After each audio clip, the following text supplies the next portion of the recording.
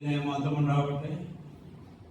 വിശുദ്ധ ലൂക്കോസിന്റെ സുവിശേഷം 11-ാം അധ്യായത്തിന്റെ 9 മുതലുള്ള വാക്യങ്ങൾ. നമ്മുടെ കർത്താവ് അരുളി ചെയ്തു, ഞാൻ നിങ്ങളോട് പറയുന്നു, യാചിപ്പീൻ നിങ്ങൾക്ക് കിട്ടും, അന്വേഷിപ്പീൻ നിങ്ങൾ കണ്ടെത്തും, മുട്ടുവീൻ നിങ്ങൾക്കായി തുറക്കപ്പെടും. ഒരപ്പനോടൊരു മകൻ ചോദിച്ചാൽ കല്ല് കൊടുക്കുമോ? മീൻ ചോദിച്ചാൽ പാമ്പിനെ കൊടുക്കുമോ? മുട്ട ചോദിച്ചാൽ തേളിനെ കൊടുക്കുമോ? ദോഷികളായ നിങ്ങൾ നിങ്ങളുടെ മക്കൾക്ക് നല്ല ദാനങ്ങളെ കൊടുക്കുവാൻ അറിയുന്നുവെങ്കിൽ സ്വർഗസ്ഥനായ തന്റെ പിതാവ് തന്നോട് യാചിക്കുന്നവർക്ക് പരിശുദ്ധാത്മാവിനെ എത്ര നൽകും. യോഹന്നാന്റെ സുവിശേഷം 11-ാം അധ്യായത്തിന്റെ 1 മുതലുള്ള വാക്യങ്ങളിൽ കർത്താവിന്റെ ശിഷ്യന്മാർ വന്ന് കർത്താവ് ഒരു ദിവസം പ്രാർത്ഥിച്ചുകൊണ്ടിരിക്കുമ്പോൾ ശിഷ്യന്മാർ വന്ന് കർത്താവിനോട് പറഞ്ഞു, യോഹന്നാൻ തന്റെ ശിഷ്യന്മാരെ പഠിപ്പിച്ചതുപോലെ ഞങ്ങളെയും പ്രാർത്ഥിക്കാൻ നീ പഠിപ്പിക്കണം. സ്നാപക യോഹന്നാൻ ഒരു സന്യസ്തനായിരുന്നു. അദ്ദേഹം മാനസാന്തരത്തിന്റെ സുവിശേഷം അറിയിച്ചു. അദ്ദേഹം പ്രാർത്ഥിക്കുമായിരുന്നു. ആ പ്രാർത്ഥന തന്റെ ശിഷ്യന്മാരെ താൻ പഠിപ്പിച്ചിരുന്നു. ആ പ്രാർത്ഥന എന്തെന്ന് ഇന്ന് നമുക്ക് അറിഞ്ഞുകൂടാ. ആയതുപോലെ ഞങ്ങളെ പ്രാർത്ഥിക്കാൻ പഠിപ്പിക്കണമെന്ന് പ്രാർത്ഥിക്കുന്ന കർത്താവിനോട് ചോദിച്ചപ്പോൾ കർത്താവ് അവരെ പഠിപ്പിച്ച പ്രാർത്ഥനയാണ് കർത്തൃ പ്രാർത്ഥന, സ്വർഗസ്ഥനായ ഞങ്ങളുടെ പിതാവേ എന്നുള്ള പ്രാർത്ഥന. ഇത് പറഞ്ഞിട്ട് യാചിപ്പീൻ അന്വേഷിപ്പീൻ എന്ന് കർത്താവ് പറയുന്നതിന് മുൻപ് ഒരു ഉപമ ഇവിടെ പറയുന്നുണ്ട്. ആ ഉപമ ഇതാണ്. രണ്ടു മനുഷ്യർ അടുത്തടുത്ത് താമസിക്കുന്നു. അവര് സ്നേഹിതന്മാരാണ്. അതിൽ ഒരുവന്റെ വീട്ടിൽ രാത്രി കിടന്നതിന് ശേഷം മറ്റൊരു സ്നേഹിതൻ വഴിയാത്രയിൽ കടന്നു വന്നു. കൊടുക്കുവാൻ അവന്റെ കയ്യിൽ ഭക്ഷണമില്ല. ഇന്നത്തെ സാഹചര്യത്തിൽ ഏത് രാത്രിയിൽ ആര് വന്നാലും ഒരു ദിവസത്തേക്കുള്ള ഒരു മാസത്തേക്കുള്ള ഭക്ഷണം നമ്മുടെ ഫ്രിഡ്ജിൽ നമ്മൾ സൂക്ഷിച്ചിട്ടുണ്ടാകും. ആ കാലഘട്ടം അങ്ങനെയല്ല. അത് ഭക്ഷണത്തിനേറെ ബുദ്ധിമുട്ടാണ്. ഇന്നത്തെ പോലെ ഫ്രിഡ്ജോ കാര്യങ്ങളോ ഒന്നുമില്ല.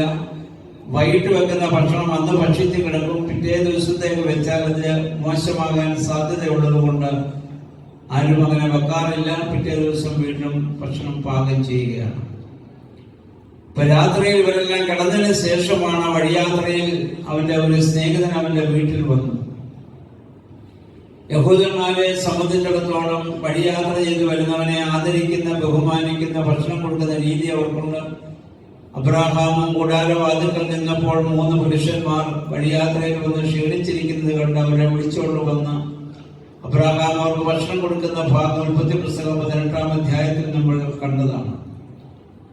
ലോത്തുമായതുപോലെ ആ പട്ടണത്തിലായിരിക്കുമ്പോൾ വഴിയാത്രക്കാരെ വിളിച്ചു കൊണ്ടുവന്ന് അവരുടെ വീട്ടിൽ ഭക്ഷണം കൊടുത്തതും അവർ ദൈവദൂതന്മാരായിരുന്നെന്നും അവർ മുഖാന്തരം അവന് രക്ഷപ്പെടാൻ സാധിച്ച കാര്യങ്ങളൊക്കെ നമ്മൾ കണ്ടതാണ്. ഈ മനുഷ്യൻ വിചാരിച്ച് ഞാനിവർക്ക് എന്ത് കൊടുക്കും? അപ്പൊ അദ്ദേഹം പെട്ടെന്ന് ഓർത്ത് തൊട്ടടുത്ത് താമസിക്കുന്ന എന്റെ സ്നേഹിതനാണ്, ഞങ്ങൾ തമ്മിൽ വളരെ സ്നേഹബന്ധത്തിലുള്ളവരാണ്, അവന്റെ അടുക്കൽ ധാരാളം ഭക്ഷണമുണ്ട്. അപ്പൊ അവരോട് ചെന്ന് ചോദിച്ചാൽ എനിക്ക് ലഭിക്കുമെന്നുള്ള വിശ്വാസത്തോടെ ഈ മനുഷ്യൻ കൂട്ടുകാരന്റെ വാതിൽക്കൽ ചെന്ന് മുട്ടുന്നു. സ്നേഹിത, അവർ പറഞ്ഞത് എനിക്ക് 3 അപ്പം വായ്പ തരണം. വെറുതെ തരണമെന്ന് ആവശ്യപ്പെട്ടില്ല, വായ്പ തരാൻ ആവശ്യപ്പെട്ട 3 അപ്പം. അകത്ത് നിന്ന് മറുപടി ഉണ്ടായി, ഞാൻ കിടന്നുപോയി, കുട്ടികളും എന്നോടുകൂടെ ഇപ്പോൾ കിടക്കുന്നു, എഴുന്നേറ്റ് തരുവാൻ എനിക്ക് നിർവാഹമില്ല. ഉണർന്ന കുട്ടികളെ ചിലപ്പോൾ ഉണരാൻ സാധ്യത ഉണ്ടാകും, അതുകൊണ്ടായിരിക്കാം അങ്ങനെ എഴുതിയിരിക്കുന്നത്. അവന്റെ കയ്യിൽ അപ്പമില്ല എന്ന് അവൻ പറഞ്ഞില്ല. അവന്റെ വീട്ടിൽ അപ്പമുണ്ട്, പക്ഷെ ഇപ്പോൾ എനിക്ക് എഴുന്നേൽക്കുവാൻ മനസ്സില്ല. അപ്പോൾ ഈ മനുഷ്യൻ വീണ്ടും വീണ്ടും അവന്റെ വാതിൽക്കൽ മുട്ടുന്നു. അത് കഴിഞ്ഞപ്പോൾ നമ്മൾ വായിക്കുന്നു, അവന്റെ നിർബന്ധ മുഖാന്തരം ആ മനുഷ്യൻ എഴുന്നേറ്റ് അവന് വേണ്ടുന്നിടത്തോളം കൊടുത്തുവെന്നാണ്. 3 അപ്പം ചോദിച്ചവന് 3 അല്ല, ആവശ്യത്തിലധികമായി അവന് നൽകുന്നു. ഈ ഉപമ പറഞ്ഞിട്ടാണ് കർത്താവ് പറഞ്ഞത്, യാചിപ്പീൻ നിങ്ങൾക്ക് കിട്ടും, അന്വേഷിപ്പീൻ കണ്ടെത്തും, മുട്ടുവീൻ നിങ്ങൾക്കായി തുറക്കപ്പെടും. ഈ 2 മനുഷ്യരെ ആരെല്ലാമാണ്? 1 യാചിക്കുന്ന മനുഷ്യനും 2 കൊടുക്കുന്നവനായ ദൈവവുമാണ്. മനുഷ്യനും ദൈവവുമായുള്ള സ്നേഹബന്ധം സ്നേഹിതന്മാർ തമ്മിലുള്ള ബന്ധം പോലെയാണോ? പൗലോസ് പറയുന്നു, പുതിയ നിയമത്തിൽ അബ്ബാ പിതാവേ എന്ന് വിളിക്കുവാനുള്ള പുത്രത്വത്തിന്റെ ആത്മാവിനെയാണ് നമ്മൾ പ്രാപിച്ചിട്ടുള്ളത്. യോഹന്നാന്റെ സുവിശേഷം 15-ാം അധ്യായത്തിൽ യേശു ശിഷ്യന്മാരോട് പറഞ്ഞു, ഞാൻ എന്റെ പിതാവിൽ നിന്ന് കേട്ടതൊക്കെ നിങ്ങളെ അറിയിച്ചു, അതുകൊണ്ട് നിങ്ങൾ ഇനി എന്റെ ദാസന്മാരല്ല, എന്റെ സ്നേഹിതന്മാരത്രേ. അപ്പോൾ ആ ഒരു ബന്ധത്തിലാണ് ഇതിനെ നമ്മൾ കാണുക. ഒന്ന്, നൽകുന്നവനായ ദൈവം; രണ്ട്, യാചിക്കുന്നവനായ മനുഷ്യൻ. പലപ്പോഴും നമ്മുടെ യാചനകൾക്ക് ഉടനെ മറുപടി ലഭിച്ചു എന്ന് വരികയില്ല. അതുകൊണ്ട് നമ്മൾ നിരാശപ്പെട്ടു പോകരുത്. ഈ മനുഷ്യൻ എന്തുകൊണ്ടാണ് ആ സ്നേഹിതന്റെ വാതിൽക്കൽ പോയി മുട്ടിയത്? അവർ തമ്മിലുള്ള ഒരു ബന്ധമുണ്ട്. ആ ബന്ധമുള്ളതുകൊണ്ടാണ് ചോദിച്ചാൽ എനിക്ക് ലഭിക്കുമെന്ന വിശ്വാസത്തോട് ചെന്നത്. നൽകുകയില്ല എന്ന് പറഞ്ഞിട്ട് അവൻ അവിടെ നിന്ന് മടുത്തു പോകുന്നില്ല. അവനൊരു ആവശ്യമുണ്ട്, എന്റെ വീട്ടിൽ വന്നവന് ഭക്ഷണം കൊടുക്കണം. രണ്ട്, ഞാൻ ചോദിക്കുന്നത് മറ്റാരോടുമല്ല, എന്റെ സ്നേഹിതനോടാണ്. അതുകൊണ്ടാണ് അവനെ അതിൽ നിർബന്ധിക്കുവാൻ അവിടെ പ്രേരിപ്പിക്കുന്നത് കൊണ്ടാണ്. അവന് സ്നേഹിതനോട് ചോദിക്കുവാൻ യാതൊരു ലജ്ജയുമില്ല, യാതൊരു നാണവുമില്ല.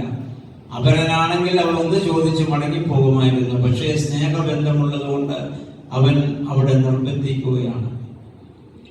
പ്രിയമുള്ളവരെ, വേദപുസ്തകം ആദ്യോടൊന്ന് നമ്മൾ പരിശോധിക്കുമ്പോൾ ദൈവം അനുഗ്രഹിക്കുകയില്ല എന്ന് വാശി പിടിച്ചാൽ പോലും മനുഷ്യന്റെ വിശ്വാസത്തോടുകൂടിയുള്ള പ്രാർത്ഥനയും ലജ്ജ കൂടാതെയുള്ള യാചനയും ദൈവത്തെ കൊണ്ട് പ്രവർത്തിപ്പിക്കുന്നതായി നമുക്ക് കാണാൻ പറ്റും. ഏറ്റവും വലിയ ഒരു ഉദാഹരണമാണ് ഉൽപ്പത്തി പുസ്തകം 32-ാം അധ്യായത്തിന്റെ 22 മുതലുള്ള വാക്യങ്ങളിൽ. യാക്കോബ് ലാബാന്റെ ഭവനത്തിൽ നിന്ന് സമ്പത്തുകൾ വർദ്ധിച്ച് അവിടെ നിന്ന് ഇറങ്ങിപ്പോകേണ്ട ഒരു ദിവസം വന്നു. അതെല്ലാം കെദ്രോൻ തോട്ടിന് അക്കരെ വിട്ടതിന് ശേഷം രാത്രിയിൽ അവൻ ഏകനായി നിൽക്കുമ്പോൾ ദൈവദൂതനുമായി അവൻ മല്ലടിക്കുന്നുണ്ട്.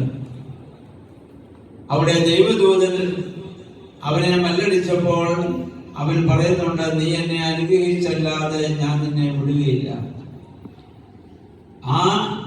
അവരുമായിട്ട് യുദ്ധം ചെയ്ത് അല്ലെങ്കിൽ അവരുമായിട്ട് മല്ലടിച്ച് നീ എന്നെ അനുഗ്രഹിക്കാതെ പോകരുതെന്ന് പറഞ്ഞ്, അനുഗ്രഹിക്കയില്ല എന്ന് പറഞ്ഞ് വാശി പിടിച്ചതായ ദൈവദൂതനോട് യാക്കോബ് അനുഗ്രഹം പിടിച്ചു വാങ്ങുന്നതായി നമ്മൾ കാണുന്നുണ്ട്. മത്തായിയുടെ സുവിശേഷം 15-ാം അധ്യായത്തിൽ 21 മുതൽ കനാൻകാരി സ്ത്രീയുടെ സംഭവം നമ്മൾ വായിക്കുന്നുണ്ട്. കുട്ടികളുടെ അപ്പം എടുത്ത് നായ്ക്കൾക്ക് കൊടുക്കുകയില്ല എന്ന് പോലും കഠിനമായ വാക്ക് നമുക്ക് തോന്നാവുന്ന രീതിയിൽ കർത്താവ് സംസാരിച്ചെങ്കിലും നിന്റെ ഉടയവരുടെ മേശയിൽ നിന്ന് പോകുന്ന അപ്പതുടുക്കുകൾ കൊണ്ടും നായ്ക്കുട്ടികൾ ജീവിക്കുന്നുണ്ട്. അതുകൊണ്ട് നിന്റെ ഇസ്രായേലിന് നീ കൊടുക്കുന്ന അനുഗ്രഹത്തിന്റെ ശേഷിപ്പ് ലഭിച്ചാലും എനിക്കത് മതി എന്ന് പറഞ്ഞ ആ സ്ത്രീയും അനുഗ്രഹം പ്രാപിക്കുന്നതായി നമ്മൾ കാണുന്നുണ്ട്. അതുകൊണ്ട് നമ്മുടെ യാചനകൾക്ക് ഉടനെ മറുപടി എല്ലാത്തിനും ലഭിക്കണമെന്നില്ല. അതുകൊണ്ട് മടുത്തു പോകാനുള്ളതല്ല. ഈ മനുഷ്യൻ അവന്റെ സ്നേഹിതന്റെ വാതിൽക്കൽ മുട്ടുന്നത് പോലെ ദൈവസന്നിധിയിൽ മുട്ടുവാൻ നമുക്ക് സാധിക്കണം. എന്നിട്ടാണ് കർത്താവ് പറഞ്ഞ, യാചിപ്പീൻ, അന്വേഷിപ്പീൻ, മുട്ടുവീൻ. ഒരു മകൻ അപ്പനോട് അപ്പൻ ചോദിച്ചാൽ കല്ലോ, മീൻ ചോദിച്ചാൽ പാമ്പോ, മുട്ട ചോദിച്ചാൽ തേളിനെയല്ല കൊടുക്കുന്നത്, ചോദിക്കുന്നത് തന്നെ നമ്മൾ കൊടുക്കും എന്ന് കർത്താവ് പറഞ്ഞു. ദോഷികളായ നിങ്ങൾ നിങ്ങളുടെ മക്കൾക്ക് നല്ല ദാനങ്ങളെ കൊടുക്കാൻ അറിയുന്നെങ്കിൽ സ്വർഗസ്ഥനായ പിതാവ് എത്രയധികമായി നൽകും. അതുകൊണ്ട് നിങ്ങൾ എന്താണ് അവിടെ ദൈവം നൽകുന്നത് ഇവിടെ പറഞ്ഞിട്ടുണ്ട്, പരിശുദ്ധാത്മാവിനെ നൽകുമെന്നാണ്. അപ്പോൾ നമ്മൾ ദൈവസന്നിധിയിൽ യാചിക്കേണ്ടതും അന്വേഷിക്കേണ്ടതും മുട്ടേണ്ടതിനും എന്തിനു വേണ്ടിയാണ്? പരിശുദ്ധാത്മാവിന് വേണ്ടിയാണ്. അപ്പോ മീനും മുട്ടയ്ക്കും വേണ്ടി, അതൊക്കെ ഭൗതികമായ ആവശ്യങ്ങളെ പ്രതിനിധീകരിക്കുന്നതാണ്. അപ്പോ മീനും മുട്ടയൊക്കെ അത് പ്രാർത്ഥിക്കുന്നവനും പ്രാർത്ഥിക്കാത്തവനും ഒക്കെ ഈ ഭൂമിയിൽ ദൈവം കൊടുക്കുന്നുണ്ട്. നന്മ ചെയ്യുന്നവനും തിന്മ ചെയ്യുന്നവനും, ദൈവത്തിൽ വിശ്വസിക്കുന്നവനും അവിശ്വസിക്കുന്നവനും എല്ലാം ദൈവം അത് കൊടുത്തുകൊണ്ടിരിക്കുകയാണ്. നീതിമാന്റെ മേലും നീതി കെട്ടവന്റെ മേലും മഴ പെയ്യുകയും നല്ലവരുടെ മേലും ദുഷ്ടന്മാരുടെ മേലും സൂര്യനെ ഉദിപ്പിക്കുകയും ചെയ്യുന്ന ദൈവിക സ്നേഹമാണ്, കാരുണ്യമാണത്. അതെല്ലാവർക്കും ദൈവം കൊടുത്തുകൊണ്ടിരിക്കുന്നു. എന്നാൽ നിങ്ങൾ യാചിക്കേണ്ടത് പരിശുദ്ധാത്മാവിന് വേണ്ടിയാണ്. പരിശുദ്ധാത്മാവ് എന്ന് പറഞ്ഞാൽ ദൈവം തന്നെയാണ്. അപ്പോൾ നമ്മൾ ദൈവസന്നിധിയിൽ പ്രാർത്ഥിക്കുകയും യാചിക്കുകയും അന്വേഷിക്കുകയും ചെയ്യേണ്ടത് അപ്പത്തിനും മീനിനും മുട്ടയ്ക്കും വേണ്ടിയല്ല.